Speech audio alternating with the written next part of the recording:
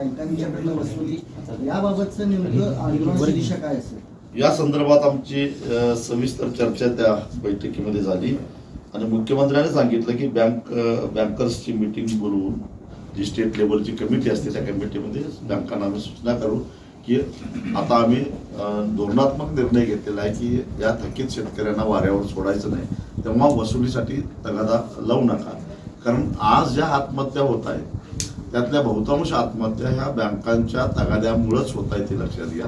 आणि त्यामुळं आम्ही म्हटलं की तुम्ही 2026ला पैसे भरणार, तोपर्यंत या बँका जमून देत नाहीत शेतकऱ्याला, त्याचं काय. तर तेव्हा सरकारनं म्हटलं की आम्ही बँकांची बैठक घेऊन त्याच्यामध्ये आम्ही सांगतो की या संदर्भात आम्ही निर्णय घेतोय, तेव्हा वसुलीसाठी त्रास देऊ नका अशी भूमिका सरकारने घेतली. आता या उपर जर का बँकांनी जादा शहाणपणा केला तर आम्ही आमच्या स्टाईलनं बँकांना दुरुस्त करू. शेतकऱ्यांनी अजिबात घाबरू नयेत, थकबाकी झाली म्हणून आत्महत्येचा विचार करू नये. जर बँका त्रास द्यायला लागल्या तर संजय काका आहेत, मी आहे, स्वाभिमानी शेतकरी संघटना संपूर्ण राज्यात आहे.